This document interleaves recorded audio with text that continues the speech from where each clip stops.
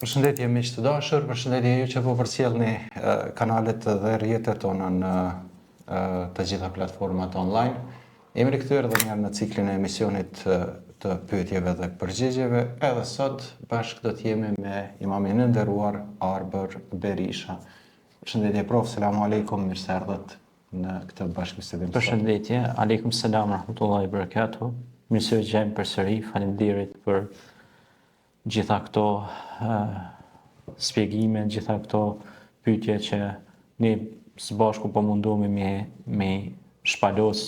Janë pyetje aktuale, pyetje që me të vërtet i duhen njerëzve për jetën e përditshme. Padyshim. Shumica prej tyre janë preokupime të përditshme që na nevojitën gjithëve dhe prandaj bëjmë mirë që japim shpjegime të hollësishme, pavarësisht që mund disa dhe prej tyre ndoshta edhe në të kaluar të kemi dhënë shpjegime, por kur përmblidhen në një koment të veçantë, atëherë bëhet edhe më e rëndësishme për shikuesin. Mirë, pa u mërkohë të kisha nisë njëherë me pyetjen e parë që e kemi përgatitur për këtë bashkëbisedim. Çka do thotë fjala shifa për shëndetin mendor dhe fizik të njerëzit? Sigurisht në Kur'an, në fjalën e krijuesit fuqiplot, Allahut subhanahu wa taala, fjala shifa përmendet disa herë në shumë ajete kuranore. Për shembull, një ndër ajetet kuranore që përmend për shembull ashtu: "Nunazzilu minal Qur'ani ma huwa shifaa'un wa rahmatun lil mu'minin wa la yazidu adh-dhalimina illa khasara." Dhe ne kemi zbritur këtë Kur'an që është shërim dhe udhëzim për besimtarët. Pastaj thot: "Wa idha maritu fa huwa yashfin." Dhe kur të semurem, ai Allahu më shëron. Fjala shifa do të thotë shërim. Dhe në këtë rast Allahu është shëruesi dhe ai është mbrojtësi më i mirë i njerëzve. Ai është Ilahi nas, Malikin nas. Pra ai është që i kujdeset për njerëzit dhe është kujdestari i këtyre njerëzve. Sado që normalisht mjekësia, sepse realisht tash ne mujmë me definu dy lloj smundjesh që e kanosin njeriu. Një smundje është domethënë smundja që njeriu e merr nga për shembull ftofja, nxehtësia e madhe, ose e merr nga mosha, rendimenti trupor, metabolizmi, që i takon mjekëve kjo pjesë, nuk është pjesë e imja që ta diskutoj, por me atë dijen që kam lexuar sadopak, informuese thjesht për qenë kurreshtar, edhe pse kemi kryer edhe kurse të biokemisë në të kaluarën time, kam kryer edhe kurs të biokemisë, edhe kemi pas pasion këtë pjesën e leximit të librave të mjekësisë, kemi pas pasion kështu. Dhe normal që smundje pra qofshin ato mjekësore, fizike, po janë edhe smundjet metafizike që pra hynë tek ato shpirtërore, spirituale.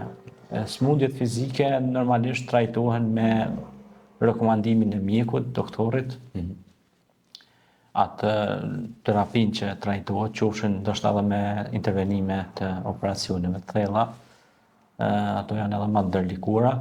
Mirë po, këto quhen ndryshe smundje që i takojnë fushës së medicinës ose mjekësisë, që duhet merret me këtë pjesë që t'ja gjej zgjidhjen e këtij problemi. Po në fund ditës edhe mjeku e thot fjalën e vet, mirë po në fund thot duhet nënshkruash. Se në rast se nuk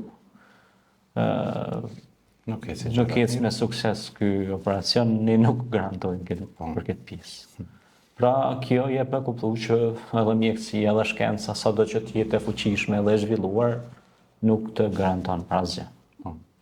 Pastaj vjen pjesa e fushës së shërimit spiritual ose shpirtëror, që i takon botës sehrit, Allahu na ruajt, edhe mësyshit, forcave, energjive të errta, do thotë ato trajtohen me këndim, me lutjet e Kuranit, siç ka bërë vetë pejgamberi jon Muhammed alayhis salatu wassalam. Pejgamberi alayhis salatu wassalam ka pas raste që ju ka këndu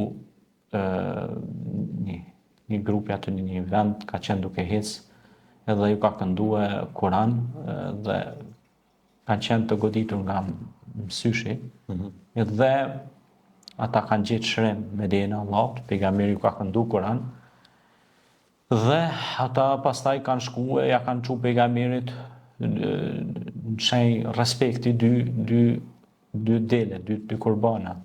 Dhe pejgamberi selam ka thonë jo se është shumë, ka thonë e ka marrë vetëm një, dhe ato çka e ka marrë e ka shpërndar edhe për njerëz në nevojë. Dhe ju ka thonë aty se nuk mund të më shpërbleni sikur edhe të ma hepni një kodër me dele, me bakti, me kopej. Ka thonë nuk mund të shpërblehet kjo sepse kjo është fjala e Zotit, edhe nuk ka çmim që mund t'ja vendosësh sepse kjo është çmimi më i lartë që nuk ka çmim. Sepse është fjala e krijuesit, edhe shpesh herë pyesin a ka çmim, as ka çmim, po kjo bëhet me zemër mas pari. Dhe bëhet vetëm për hir të Zotit. Kjo shërbes, pra shërbimi, çdo shërbim spiritual duhet bërë me pikësparje, me shpirt, me zemër dhe me përkushtim vetëm për hir të Zotit. Dhe kur një punë bëhet vetëm për hir të Zotit, edhe ka për qëllim kënaqësinë e Zotit, a nuk mjafton Zoti për këtë çështje. Padyshim ai të sjell të mira nga ti sa mërmendja. Sepse çdo të mirë e kemi nga Krijuesi, kemi nga Allahu fuqiplot.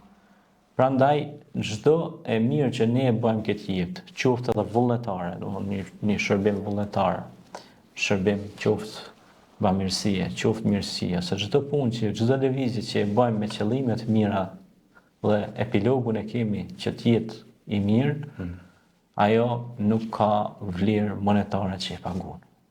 Domethënë nuk mundesh me e pagu ti për shembull, sepse jeta e njeriu është më e shtrenjtë se gjithçka. Biles dje ishim të diskutu me disa besimtar, i thash, e shef këtë urën këtu që po hecim, tha po. Këtë urë thash e kanë ndërtu njerëzit. Thash e shef këtë aeroplanin që po fluturon në lartësi, e kanë ndërtu njeriu. Çdo gjë pra që e shohim e ka rregullu dora njeriu. Po njeriu kush e krijoi? E ka kriju Zoti, apo? Kush është kapitali se pasuria më e madhe në tokë që e kalon Zoti si udhëheq? Është njeriu. Pra nëse ne kujdesemi për njeriu, që njeriu mos të ketë stres, mos të ketë ankth, mos të ketë depresion, mos të ketë çrregullime patologjike të sferave qofshin ato fizike, metafizike, shpirtërore kështu me radhë, atëherë padyshim se wa ma tawfiki illa billahi alayhi tawakkaltu wa ilayhi unib, thot Zoti në Kur'an. Pra na ka mësuar se suksesi është vetëm në dorën e Tij. Ati i mbështetemi, hasbunallahu wa ni'mal wakil. Pra, suksesi është në dorën e Krijuesit, në dorën e Allahut subhanahu wa taala. Ne bëjmë tentativa, bëjmë plane, por planifikuesi më i mirë është Allahu subhanahu wa taala. Krijuesi jon. Çdo hap, çdo lëvizje që ne e bëjmë, domethënë në jetën tonë të përditshme, ai është rregullatori i çështjeve. Nëse ihlasi është pra sinqeriteti është nivelin 100%, ajo pra vetëm se ka sukses edhe nuk ka gjë që e ndalon mbrapa. Pra çdo punë që niset me qëllim sukses të mirë dhe qëllim të mirë, ajo mbrapa ka fryte shumë të mira. Mirë, nëse nuk patë me vazhdo në këtë pyetje, po e vazhdoj në domethënë pyetjen e radhës që ka të bëjë pikërisht tek leximi i Kuranit. Sa ndikon leximi i Kuranit në qetësimin shpirtëror dhe pak fjalë ndoshta edhe relaksimin e njeriu, ndoshta edhe në po them edhe në disponimin edhe në gjitha këndvështrimet e jetës përditshme të njeriu. Shiko, unë kam shkruar një libër për këtë gjë. Është arti i shërimit me Kur'an. E kam botu disa kopje, tash do ta ribotoj përsëri, por gjithë ata që dëshirojnë ta kenë këtë libër, ta porosisin, mund t'ja u dërgoj edhe në formatin PDF elektronik, që ta lexojnë. Dhe aty unë kam trajtuar shumë tema interesante mbi çështjen e këndimit Kuranit, ujit, uji dhe Kurani, arti i shërimit me Kur'an, ndikimi që bën pra Kurani në qetësimin e njeriut dhe parandalimin e stresit, veseve, ankthit, gjërave pra që janë negative dhe qetësimit të njeriu. Siç thot Zoti në Kur'an, "Ala bi dhikrillahi tatma'innul qulub", me përmendjen e Allahut qetësohet pra ajo që është kryesorja në trupin e njeriu që është zemra, që duhet zemra ku pushon zemra njeriu kalon nga kjo bota dhe do të thot kemi pas raste subhanallahu që kemi këndu Kur'an, surën Yasin, edhe ka ardhur një person dhe ka pas probleme mjekësore, vetëm thjesht ka pas dëshirë me dëgju Kur'anin, ka shpreh dëshirën me dëgju Kur'anin dhe i kam këndu surën Yasin. Okay. Dhe pas 2 javë ka ardhur dhe ka tregu dhe ka thonë se nuk kam aritmi të zemrës, takikardi, të rrallë të shpejta të zemrës. Kjo është gjëra që më ka ndodhur. Ju ka ndodhur njeriu që unë jam dëshmitar dhe vetë që kam dëgjuar vetë rastin, që më ka rrëfy vetë. Dhe kur është shku tek mjeku kardiolog, e ka pyet mjeku kardiolog, i ka thonë se çfarë kure ke përdorur, se çfarë terapie ke përdorur. Pse i ka thonë? Sepse trorët e zemrës tënde janë stabilizuar. Dhe kur ka thënë trorët e zemrës janë stabilizuar, normal, pacienti është ndje i lumtur. Mirë po i ka tregu dhe ka thonë kam dëgju Kur'an tek një këndues Kur'anit, një hoxh, dhe ka këndu surën Yasin. Kur dihet se Allahu mëshiroft edhe Molla Sherif Ahmetin, po edhe dietarët e njohur të cilët kanë dhënë kontribut ndërsheku në Islam, edhe në truhet shqiptare, si edhe Molla Vesel Guta dhe shumë dietarë, dhe i kanë thënë se pejgamberi jon Muhammed a.s. ka thonë lexoni surën Yasin, sepse sura Yasin është zemra e Kur'anit. Prandaj leximi i surës Yasin, do të thonë, është terapi shumë e mirë për gjithë ata që janë të smur, qoftë edhe në spitale, që janë të trajtu për mjekëve, respekt për mjekët tonë që i kemi, edhe inshallah shtohen mjekët profesionalistë edhe më mëdhej dhe më mëdhej, por që e bëjnë punën me hakikat, respekt për punën e tyre. Kam shumë miq edhe shok që janë mjek, janë edhe besimtarë, janë djemë shumë të mirë, ka prej tyre edhe vajza që janë mjeke, që e bëjnë punën me shumë përkushtim, respekt maksimal për punën e tyre që bëjnë ndaj popullit. Dhe luftojnë pra që të shpëtojnë sa më shumë jetë njerëzve nga smundjet e ndryshme. Dhe ku desha dalë të e pjesa, pra që kjo ka qenë një ndodhi shumë interesante të cilën unë e mbaj mend për shumë ndodhive, tash se ka shumë për me rrëfy me tregu, ndoshta do t'i bëj një 10 romane me autor anonim, sepse normal është privatësi çdo njërit, problemi dhe halli i tij nuk duhet rrëfy para të gjithëve. Ai rrëfy vetëm për para Allahut, kuptohet, por edhe ka dëshirë ta ndaj që kur e din se ndjehet komod pas efektit të këndimit të Kuranit, e sheh se është ndje shumë mirë dhe Kurani ka ndikuar pozitivisht në jetën e tyre. Pastaj mos flasim, kemi pas në raste të tjera që kemi pas një djalosh që më mend, se nuk i mojnë mend tash i krejt se takimet të shumta,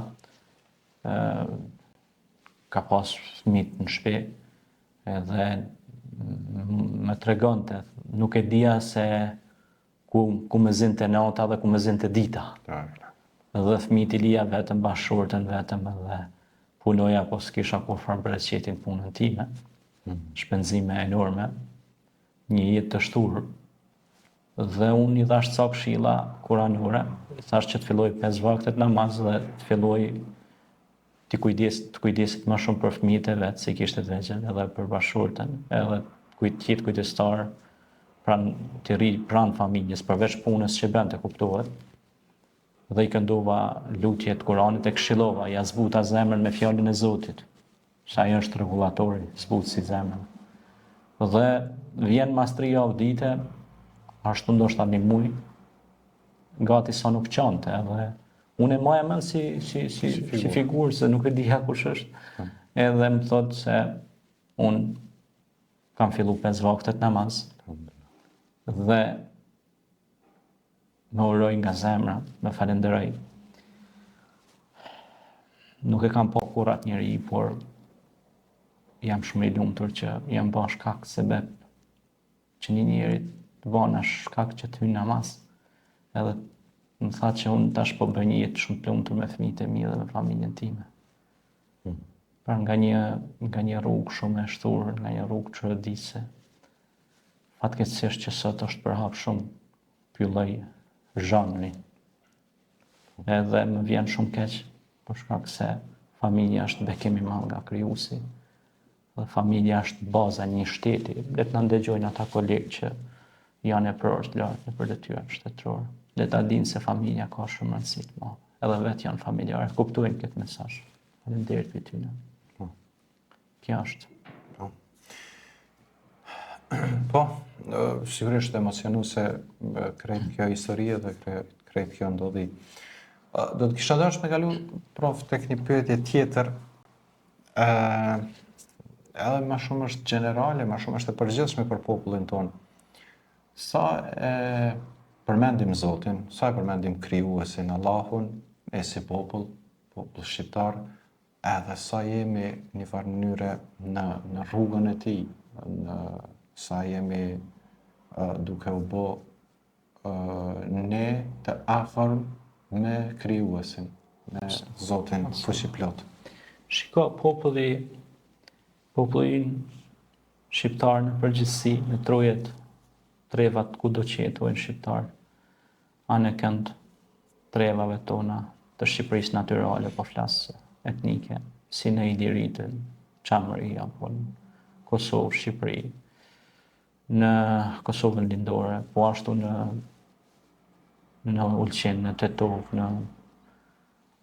në Kraj, në Tuzë, në Manësie, kështu me radhë, kudo që mos jesë dikuj debit pa përmendur, ku kam respekt maksimal sepse kam hequr aty në trojeve dhe kam taku xhamatet aty popull. Bile kam pas tash rastin, nuk ka një muaj ashtu ndoshta bile kam shkruar një artikull, isha në Ulqin, vizit tek një xhami, atje xhamia e Pashës u quajte.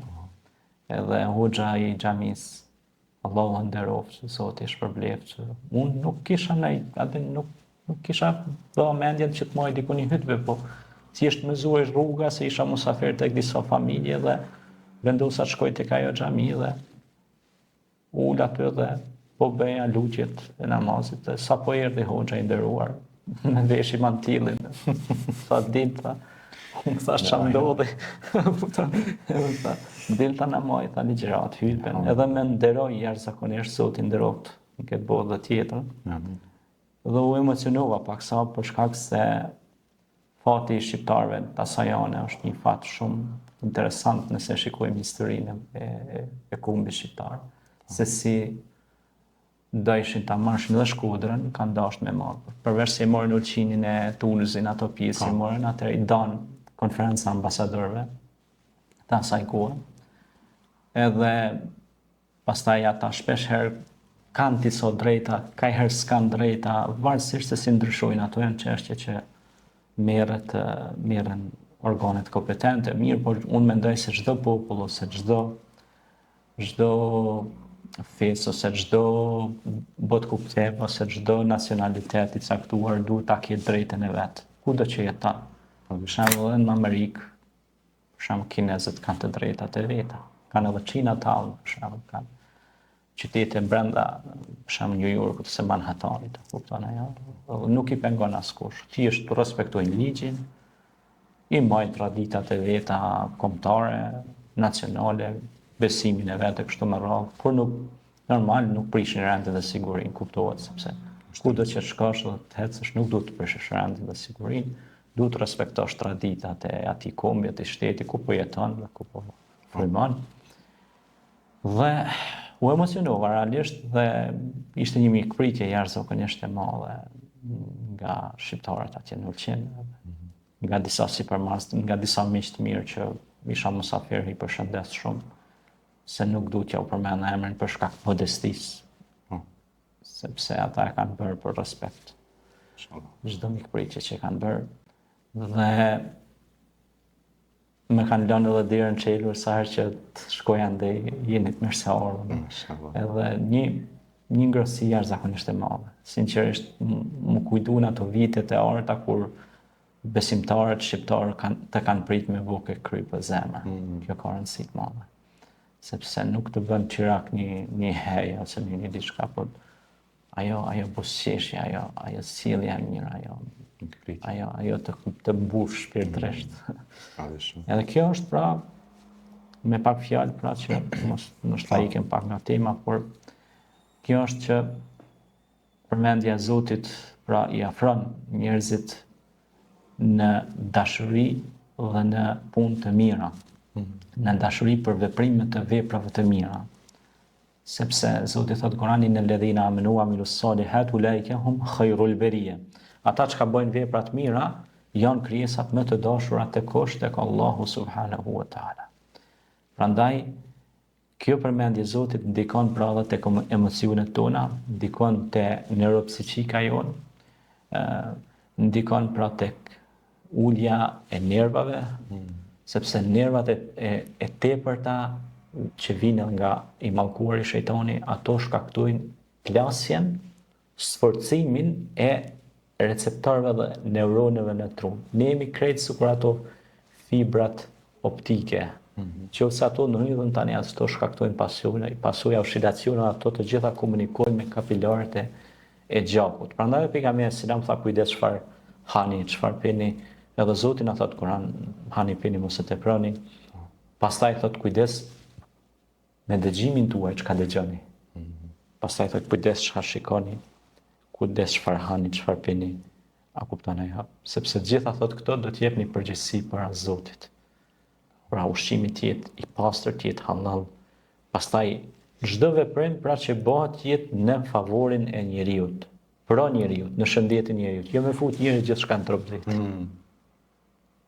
Pe pranojmë tash. Ka dalë një farë ligji, tash po duhet me pranu të tanë. Ka dalë më rëbur. Ju popull a jeni delme, apo jeni diçka tjetër. Se edhe delja din pak ku mu drejtuha. Ty dush ka njëherë dhe me protestu, me thonë, jo nuk pajtona me këtë pjesë. Nuk dush me pranu veç ka të vjen. Sepse të në fund ditës, së vroni janë populli. A kuptan e ja. E tash ti, shumë të ka pru ushqime me nutrition, ushqime të shpejta, të cilat shkaktojnë organizmin. Nuk quhet një protestë që të largon këto ushqime mos servirën. Le që nuk bëhet protestë, po ato edhe më shumë reklamohen për dushit. Promovojnë edhe më shumë. Kjo do të thotë që ne pe promovojmë ato që është antishëndet. Sikur aty shkruan për shemb dohani dëmton rënd shëndeti. Më të mëdha. Po edhe me germa ndoja. Ky shkon e pin. Tash këta kanë filluar edhe do fotografi njerëzve të smut në për spitale të tmerrshme, kur i shikon janë lemërisë. Edhe tash aty e shef fotografin, prap ky e pin. Ose ajo, kush do që e pin. Si ka mundësi ti e pin edhe shkatron moshnin tonë.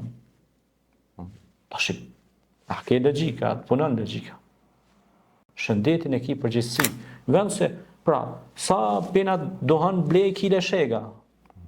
Shega ka vitaminën C, është e mirë për qarkullimin e gjakut, e shumë dobi tjera. E ka përmendur edhe Zoti në Kur'an. Pra Kurani i ka dy çelësa shumë interesant të fuqishëm. Një, kur lexohet Kurani, njeriu qetësohet, relaksohet, që ndikon në shëndetin e njeriu, në rregullimin e shëndetit, dhe dy, në Kur'an ke fryte të caktuara, për shembull përmendet shega, përmendet fiku, ulliri, guatini, zejtuni, kështu me radhë, shumë gjëra tjera, të cilat nëse i konsumon, e she, nuk shkon 2-3 ditë, e she organizmi më mirë është duke punuar. Pra i kemi dy çelësa të suksesit për të pas një jetë të mirë në Kur'an. Një, lutja, po përveç kësaj, del edhe një e tretë, këtu se është shumë interesante, sepse kur e lexojmë Kur'anin, Kur'ani vazhdimisht na inkurajon për të bërë vepra të mira. Pra shkakton efekt pozitiv. Rregullatori i shoqërisë. A kupton? Jashtë. Mirë, Mejtepi është konsideru si një vend që kanë marrë arsimim, shkollim, qoftë fetar, qoftë kulturor, populli jonë shqiptar.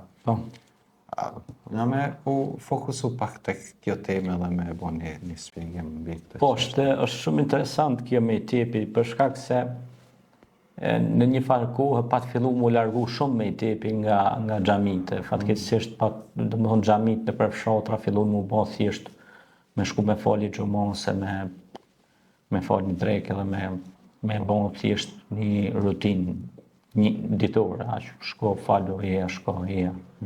A kupton ajo? Mirë po me i tepi ka një rol jashtëzakonisht të madh për shkak se me i tepi ka qenë një lloj aneksi shkolle, një lloj jo lloj, po ka qenë fiks shkollë në kuadër xhamis ku aty ke mësu për shembull Kur'anin, ke mësu, ka pas raste në të kaluarën është mësu dhe përdigjet e fizikës, mësu dhe gjëra shumë interesante. Është përdorur domethënë pjesë, është përdorur për dijet e kësaj bote dhe botës tjetër. Domethënë me i tepi ka përgatit burra dhe gra, ka përgatit njerëz të kalibrit lartë. Dhe për shembull kujtohet rasti i Ibn Sinës ku rrinte në mejtep me urtë të tëra dhe priste sabahun e falte edhe atje dhe i shijonte ato rrezet e sabahut me gjithësit në shoqërinë e librave në mejtep. Pastaj në mejtep për shembull rrinte me urtë të tëra dhe Mulla Hasan Masurica. Pra gjithë ta burra kanë qëndruar në një qysh aty, një kënd të caktuar të xhamis, i cili ka qenë komplet me libra dhe aty pastaj kanë ardhur profesor për shemb hoxhallar, dietar, shkencëtar dhe aty është bërë një stuhi e madhe e mësimit, jo vetëm mësim besimit, por edhe mësimeve të jetës, edukatës. Kanë mësu njerëzit edhe edukatën, si në rrugë, si në familje, si një jetë përditshme. Ka qenë një amalgam, një promotor i fuqishëm me i tepi ka qenë në shoqërinë tonë. Për shembull, ne me i tep ke pas në gjitha kryeqytetet shqiptare, si në Tiranë, Shkup, Prishtinë, edhe në qytete pashtu në Prizren, në Berate, në Sarande, kudo në trojet shqiptare kemi pas me i tepet që kanë përgatit. Tash me i tepet, pse me i tepet? Shumë e rëndësishme kjo. Me i tepet nëse shtohen më shumë, ne kemi medreset, fakultetet, vendet edukative kështu më radhë, është futë edhe landa ta shpequjnë edukata qytetare. Sa zbatohet nuk e di. Sa kem qytetari se di. Është një pikë pyetje e madhe këtu. Por me i tepet ndikojnë sepse me i tepet janë vende edhe edukimi. Njeriu mëson edukatën bazë të sjelljes, qoftë në rrugë, qoftë në shtëpi, qoftë në familje, kudo. Pra është edebli, është i edukuar. Dhe ajo ushqet edhe qysh në veçdi, po ka pas edhe të rritur që kanë shkuar me i tep, se ndoshta kanë pas mungesë. Edhe pse ndoshta kanë qenë të përmbushur, e kanë dhënë veten si akoma që kanë nevojë për të përmbush, për me i tep. Dhe në me i tep pra janë vendosur pra gjërat e sheshuara dhe njerëzit janë edukuar dhe janë përgatitur, janë rrit. Prandaj për shembull, te ke pa, ne për shembull dikur si burrat si gratë, për shembull kur të ka fol, ka ditë me nderu, ka ditë me të respektu, apo kupton? Sot hin më shumë nuk çohet as me dhon dorën, as me respektu as kur nisam. Ose fatkeqësisht tash i kin edhe në për xhamia me e keqja. Hin xhami mbrana i kin për telefon ata të shkruan, vënë si me kon ka lutën, ka bëjnë ibadet ata në telefon ato lut. Selam staj. As selamin staj. Kjo është nështë një problem shumë i madh, për shkak sepse xhamia është vend adhurimi. Pastaj hyn në shtëpi, nuk ulet në tavolinë para babës së lans, për shembull. Në tavolinë me hangër ushqim. Në tërvis. Ose shumë gjëra tjera që pastaj han me dorë çmojt ose han pa i la durët, ose janë shumë faktorë që duhet të diskutojmë këto. Me i tepi pra ka pas rol jashtëzakonisht të madh. Unë lutem Zotin madhëshëm që të shtohen me i tepet nëpër xhami, nëpër vendet tona, në mahallet, në lagjet tona, kudo që jetojnë njerëz, të ketë më shumë me i tepli. Duket fjalë kështu interesante fjala me i tepet, dhe shumë e vjetër është, ama gjërat e vjetra e kanë majt oksigjenin e këtij kumbi. Sepse kur kemi filluar me kjo puna, demode është anakronike, le çao kjo fjalë me tepe prapambetur, jo i prapambetur ti. Sepse ti nuk din me ndëru as nonën as babën tonë. ti nuk din as në rrugë komunikacion me nderu njerëzit. Ka raste që i bjen Boris ka 10 herë. Me i tepit mëson që ti mos me bën zhurmë akustike aty. Me i tepit mëson mos me gju bërllogin të rruga aty. E ke zon krejt rrugën me bërllog e ke mush. Me i tepit thot largo pengesën nga rruga. Sepse kështu na mëson pejgamberi alayhis salam. E pejgamberi alayhis salam i ka themelu me i tepet edhe me dreset dhe vendet e edukimit. Këto janë shumë të rëndësishme. Shumë të rëndësishme. Faleminderit. Po, këto të me i tepet është me ndala apet një çështje, përderisa po shpjegoje, më kujtu një çështje. Për shembull, një krahasim po bëja me sistemin shkollor, edhe me i tepin. Ato relativisht e kryjnë njëjtin funksion, mirë po. Për shembull, sistemi shkollor e ka një kurrikul të cilës bazohen prej as deri në Z. Ndërsa me i tepi nuk është që ka qenë një farë organizimi, si me thonë për shembull Prishtina, Tirana, Shkupja, ajo e kanë pas një kurrikul që kanë funksionuar. Jo. Atë, domethënë, ka qenë një vetë rregullator. Që nëse e shohim këtë kënd vështrim, domethënë, pse është vetë rregullator? Sepse ka qenë Kurani, baza. Domethënë, shtylla kryesore ku janë bazu, mandej çkado që elaboron rreth Kuranit jenë rregull, sepse je brenda fjalës së Zotit. Edhe është shumë e jashtëzakonshme që kanë arrit me dal kuadra dhe breza të shkëlqyshëm prej mejtepeve, saqë ndoshta sot sistemi shkollor është vështirë me e gjetë. E bona në formë bashkëbisedimit, po shumë interesante, sepse këtu është me të resh një vit të holl këtu, është shumë interesant të vni, për shkak se mësuesi mirë të motivon. E kundërta, e mësuesi të keq të demotivon. Dhe normal, mësues të keq nuk ka, por nëse nëse është i papërgjeshëm, ai mund me deviju komplet shoqërinë. Dhe mejtepi e ka pas atë sepse në mejtep kanë shku njerëz me qef, edhe me shumë pasion. Pra nuk e kanë pas të imponume. Dhe në islam nuk ka imponim. Kjo është interesantja. Kurse në shkollë është obligative. Dhe tash, kur shkon ti në shkollë, për shembull, nga njëherë je imponuar ti mësosh ca gjëra, por jo me qef. E kur i mëson gjërat me zërt nuk shkon kur nisan. As nisan nuk shkon me zërt këtë dunjë. Absolut. Edhe botën kur ka kriju Allah, i ka thonë a don me dëshirë, apo me imponim, ka thonë ja Allah, me dëshirë. Kjo është. Çfarë tematike trajton libri juaj Islami për te shkencës? Kisha dashur më ndal pak në këtë këndvështrimin e këtij libri. Libri Islami për te shkencës i shkruar shumë vite më parë dhe i përgatitur shumë vite më parë.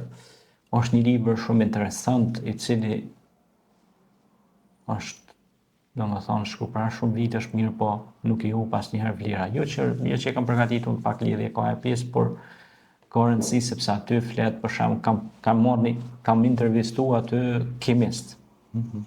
Kam intervistuar aty mjek alternativ, kam bë anketa, kam bë studime të caktuara për çështjen e ushqimit dhe keq ushqyerjes po ashtu. Pastaj çfarë thot Zoti në Kur'an për ushqimet? Pejgamberi alayhis salam si na mëson si të ushqehemi, si të jemi më të shëndetshëm. Pastaj aty vetë edhe titulli tregon Islami për te shkencës. Domethënë që kalon edhe dimensionet shkencore. Pastaj një gjë që s'ka mujt shkenca me përthekue në vija trosha, por dhe të holla, e ka përtheku shumë mirë fjala e Zotit. Domethënë e ka shtin kapak. E ka mbledh. E ka mbledh dhe e ka forcu edhe më shumë. Por edhe shumë shkencëtarë kanë pranuar Islamin, për shembull, embriolog, anatomist të caktuar kur kanë lexuar Kur'anin, edhe argumente shkencore në Kur'an, ata janë mahnit dhe kanë kujtuar që Muhamedi pas ka pas një mikroskop në atë kohë, ose pas ka pas edhe një maqinë e cila pas ka detektuar edhe embrionin se si zhvillohet ajo. Mirë po, realisht kanë thonë si ka mundësi, sepse në atë kohë nuk ka ekzistuar ato gjona, tërë kanë ekzistuar devet, kuajt, gjëra të thjeshta, kupton që Jetë modeste. jetë modeste. Mirë po e kanë kuptu me kalimin e kohës, e kanë kuptu se kjo është fjala krijuesit, fjala e Zotit Madhërisëm. Dhe Muhamedi nuk flet nga vetja e tij, wa ma yantiqu anil hawa in huwa illa wahyun yuha. Në këtë libër, pra, kam trajtuar që si të kemi një jetë më të shëndetshme, më të qetë. Pastaj flas edhe për rrezet që kanë ardhur këto ditë dhe po zhvillohen më shumë rrezet telefonike, Okej. si të eliminojmë rreziqet që na vijnë pej valve 5G, 6G, kështu me radhë, të cilat shpesh din me kone dhe të rrezikshme për sulmet dhe ataket dhe arrestet kardiake që po ndodhen shpesh, po vdesin njerëz të ri prej sëmundjeve të zemrës, për rrezatimeve të caktuara, sepse telefoni wirelessi ka shumë anë pozitive për free delivery edhe forma të transferave e kështu me radhë, mirë po është edhe i rrezikshëm sepse godet edhe në qeliza në trupin e njeriu, cell phones, telefonat, pastaj ndikojnë tek qelizat e bardha, rruzat e kuqe, eritrocitët, limfocitet e kështu me radhë, pra ato ndikojnë edhe te çrregullimet e caktuara patologjike dhe malinje tek trupi i njeriu. Pra kjo është shumë e rrezikshme. Dhe pastaj është shumë problem që këto sëmundje me shku deri në fatalitet. Kjo nuk është e mirë.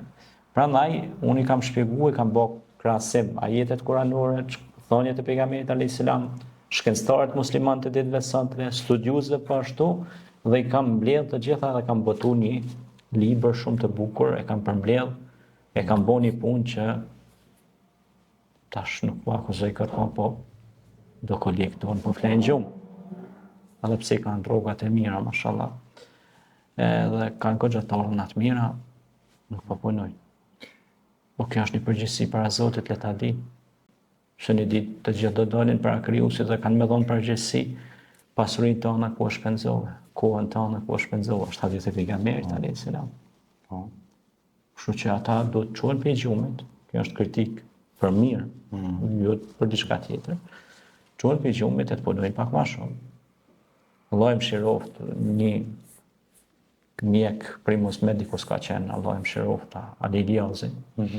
Ai ka qenë punëtor shumë i madh këtë drejtim, ka bërë krahasime, argumente shkencore, mjekësore, kuranore, ka bërë dëpunime goxha të mira, mirë po tash ju takon këtyn e tjerëve, ta zhvillojnë edhe më shumë, sepse a përshet çka jena tu jetu, brenda 10 viteve çfarë ndryshimesh ka ndodhur njerëzimit. Po. Kanë dalë pajisje teknologjike që na ndoshta edhe si njojmë hiç.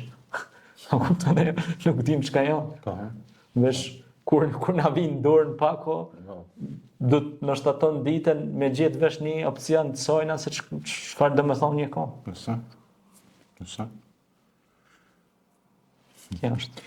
Mirë, tek kjo çështja e fundit që do ta trajtojmë, edhe pse unë dashur me ndal te libri prapë në një nën pyetje në këtë çështje.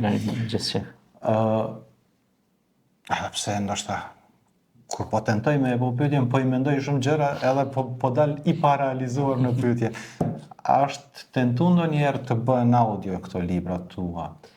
Ose të bëhen dokumentar, sepse në rastin kur ju keni bërë përmbledhje, për shembull në këtë libër konkret që diskutuam, domethënë keni marrë ajkën e Kuranit që flet mbi këtë çështje, Muhamedit alayhis salam me hadithet e tij, shkencëtarët islam dhe të gjitha i keni përmbledhur ashtu siç e cekët. Kjo do thotë është një skenar i mirë për një dokumentar. Ti e di që unë jam i fushës edhe kur e dëgjoja shpjegimin tënd, unë po krijoja imazhet e mia në kokë se si do të duket një dokumentar i bukur mbi këtë libër. Absolut, dhe të bukur ja, shumë. Është ishte e jashtëzakonshme. Shkak se mund zhvillohet edhe me pamje të saktura, qofshin ato pamje domethënë të natyrës ose pamje televizive, trupave kështu me radhë. Varësisht se si është tema. Se si është tematika, se si zhvillohet, skenari. Po, e kemi menduar edhe këtë pjesë, e kemi se si ide, e kemi po ashtu. Mirë po, gjitha ata që po dëgjojnë këtë emision, qofshin edhe njerëz që janë nëpër detyrat e caktuara, nëse dëshirojnë banë pjesë e këtij projektit, ne i mirëpresim, jemi të gatshëm për bashkëpunim. Jemi të hapur kështu si shoqëri që të bashkëpunojmë edhe të bashkëveprojmë, pse jo të bëjmë një dokumentar të mirë, që t'ja u lanë brezave të ri që kur ta shohin të mahniten me atë përshkrim të këtij dokumentari, se si për shembull krijimi i universit, mrekullitë shkencore në Kur'an, ose tema interesante që të cilat japin fragmente të bukura që e qetësojnë shpirtin e njeriu dhe kuptojnë se ka ardhur këtë botë, cili është qëllimi i tij, çka pason mbrapa. Je krijesë me detyra. Nuk ke ardhur vetëm thjesht të flesh gjumë aty dhe hajt. Por ke ardhur që të kryesh obligimet për të cilat je i thirrur, se je halifetun fil ard, më kam si Zoti në tokë, ta ka besu Zotin e amanet shumë të madh me qenë ambasador në tokë, përfaqësues. Nuk është e lehtë. Absolut. Sa po buan drejtora në për detyra të caktuara, po kujtojnë që ta shkolla jo, përgjithsisht ajo. Sa më shumë grada, që është më shumë rritën. Përgjithsi më shumë. Po dyshim. Mirë, çështje që do të ja vlente që të bëhej kjo, edhe unë po e shfrytëzoj rastin që ta bëj si thirrje mbase për gjithë ata që janë ose të fushës thjesht, s'po kërkojnë financa, le të realizojnë ata. Ata që e njohin fushën, ata që e kanë teknologjinë e nevojshme, ata që dinë në bashkëpunim me neve, pse jo? Nuk është e thënë shumë paraja, nga njerë është kuadri, ekipa, njerëzit. Ka të bëj ideja gjithçka. Edhe tjera të rregulluara. Ka të bëj ideja. Unë me një kënd që e kam pas para 15 vjetë, ka qenë prodhim me se zgabohem japonez a kinez. I kam bo 200 video meditime në natyrë edhe të i përshkru ma jetë e kuranore edhe kam bo një punë që ka njëherë ju që për mu lefdu, po ka ndodhë që produksionet tëra dhe televizionet që janë me vite. Sepse ka qenë shumë kohë e më hershme. Me vite po flasë që janë në skenë nuk kanë mujtë me bo qatë punë. Definitivisht. Edhe unë e kam bo për pas që janë për qep. Po. Mirë, ndalemi tek senat për çfarë bën ma me gjithmonë dalin më bukur. Ma bukur. Kur i bën me imponim të qysh. Jas, është gjë që realizohet absolut, sepse çdo gjë me imponim nuk bëhet. Jo për buka që janë ushqim. Jo më kot e kemi edhe feja nuk hipet me imponim, prandaj. Jashtë. Çdo gjë në jetë nuk hipet me imponim, as nuk bëhet. Efektiv. E depi. Edhe sa kemi nevoj, shumë, do është por gjithsesi si pyetje do të kishte shumë vlerë të trajtohet. Jashtëzakonisht. Vlerë e madhe shumë. Është një pyetje që të duaj një 3-4 orë veç përgjigje. Unë po ta them sinqerisht tani sepse jam kuadër i Universitetit Prishtinës, po ashtu kam kryer edhe medresen, por ka ndodhur, jam kanë studimet bachelor dhe master degree e kështu me radhë, kur i kemi kryer ato provimet, ligjëratat e kështu me radhë. Ka pas raste që duar në zemër të dira fakultetit e shishe, domethënë respekt për këto institucionet tona, por i shishe studentat të rreshin në gjitë para dire, bllokojshin dire. Ti student, i shembull i popullit për mirë, i ardhmëria e këtij populli, ose pishin duhon me gjujshin para derës fakultetit, higjiena publike. Duhon një do sjellje që duhet qysh fëmijë me i kuptuar, qysh i vogël, me janë mbjell vetit në organizëm që bërllogin s'bën me qitë tokë, cigaret s'bën me gjujt ato bishtat, atë cigara pasi po s'bën me pi hirsa është e dëmshme, po ato bërllogin pe gjujnë atje. Pastaj është një problem të këto qytetet urbanistike që janë bloqet banesore. Ta i gjujnë nga kati, treti, katërta, 5, ku jetojnë e gjujnë bërllogin midis rruga atje. Kur dihet se pejgamberi selam na ka mësuar se imani është 73 gradë. Më lart është la ilaha illallah Muhammedur Rasulullah, më ulët është largimi një pengese nga rruga. Po dhe ajo është pjesë e imanit, e besimit, tregon që ti je besimtar dhe besimtari e largon pengesën nga rruga. Edebi është shumë i rëndësishëm. Islami na mëson që të jemi të edukuar, të kemi edukat. mos ta ngrisim zërin. Për shembull Kurani thotë mos e ngrit zërin e lartë, se zëri i lartë është zëri i gomarit. Vje kesh ka njëherë ku i dëgjoj disa predikus ose ligjërues bërë te marrë se mundesh me shërdhu veshën ndikujna. Veshë akustika e veshët e ka të parapamë një farë volumi të caktuar. Nëse te i kaluat, për shembull ai thot volumi 100%. Aty e ke pa kur janë ngrit zërin. Pajisjes. Ose të karoti më morë me ato shumë. Dhe ky e ka 200% volumin e zërit. E çon ta e kuqja që. Çka do më friksu mua apo si? Apo ti ja do më friksu, me ma shti frikën palc, ja do më nënshtru, ja do më sklavru. Po ti nuk më sklavron, as nuk më nënshtron, as nuk më frikson. Pse se unë i friksona një khaf Allahu Rabbul Alamin. Unë i friksona Zotit e botrave. E dua të shpresoj të ka edhe i bindem ati. Unë e dëgjoj mesazhin e fjalës, jo piskamën dhe ulërimin e fjalës. Mesazhi është i rëndësishëm. Ma ke pas thonë më falë se ta preja fjalën, ma ke pas thonë një fjalë që unë sot e shumë vite herët, mos e ngrit tonin, po ngrit e fjalën. Fjala do të ngritur, padyshim, sepse ngritja e fjalës jep mesazh tek masa. Kurse ngritja e tonit të zërit nuk jep mesazh. Definitivisht. Na ka ndodhur, kena shku një vend Ramazan, para shumë vitesh ka ndodhur kjo punë. Ishte një ligjërues dikun atje, bërtishte, këtë që kemi dalë për i xhamie, jemi konë shqetësum. Lodhër. Jo, u shqetësum sepse po ishin bërtiste. Tash ne na vjen të keq, për shkak se vërtet ai duhet të folë tjetër. Aqërimi është muaj i rahmetit. Është muaj i qetësisë, muaj i bekimit ma. Bërtima, ulërima. Nuk shkon ashtu. Duhet pedagogjin të folur, duhet mjeshtri. Ju e dini rastin që e kemi përmend, ndoshta është e tepër disa herë, rastin e se kur nuk bëhet tepër, rastin e Musait me Harunit, shkoni folni me fjalë të buta. E kujt për thot për faraon, një më të shëmtuar të rruzët të kësor, që bani dame, bani gjithçka dhe tha jam zot krejtës. Pra, ka shumë rëndësi, sepse pejgamberi alayhis salam ka thonë, çka arrihet me butësi, nuk mundet asnjëherë me forcë mu arrit. Do të me përdur metoda didaktike, pedagogjike, mësimore që me eduku njeriu, me dhënë edukat. Pastaj ka forma tjera, hin xhami, i shtren komt atje.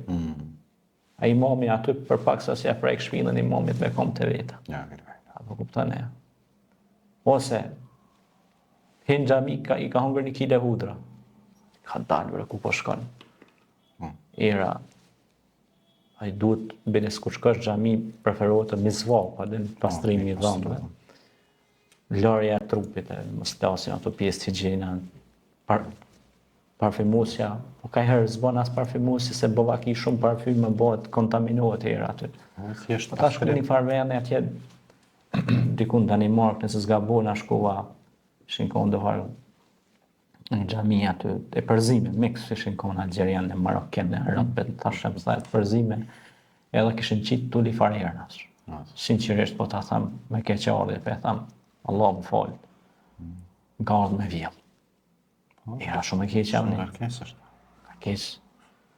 Do të pas kujdes, mos po bo shkak me prish rendin edhe në xhami, sepse xhamia don higjenë, po nuk don tepër me erna, me erza, me gjithë shka që a ke bo restorant aty, a ke bo parfymeria, çka ke bo aty. Duhet pak një farë kujdesi se ku e ka shkon, çka e ka vepran. A kupton e ja. Që ne si shqiptarë përgjithësi e kemi respektuar shumë xhamin. Alhamdulillah. Shumë xhallarët tonë kanë qenë të veshur bukur, të pastërt. Kanë kushtuar rëndësi higjienës, pastaj edhe xhamatit i kanë folë që me qenë të pastërt kur shkojnë në xhami. Mos me ardhera kombëve, çorapeve, me u pastru gusul, mos me abuzu me erna të këqija, parfymosje ekstreme. A kupton ajo? Ne ndjehemi krenar, kemi dietar islam edhe në botën arabe. Dietarë si Abdul Qadir Nauti, Imam Albani, pastaj Vebiga Vuçi, e shumë koka që ndoshta mund t'i harroj, që sot edhe bota islame i përmend kështu me nota të arta që kanë qenë shumë përpara me studimet e fushës islame edhe kanë qenë edhe mendimtarë të mëdhenj. Kjo është. Mirë, prof, u zgjatëm pak më shumë, po shpresoj na i bash halal. Kishim edhe nën pyetje të ndryshme, të cilat i trajtuam bashkë. Me shpresë që edhe shikuesit janë do të kënaqur me këtë bashkëbisedim që e realizuam së bashku. Unë të falenderoj shumë për gjithë kontributin që po e bën. Falenderoj po ashtu edhe publikisht për kontributin tuaj që po e bënin ndonjëherë dhe për te mundësive tuaja. Unë ti e di dhe unë e di që ne njihemi goxha gjatë.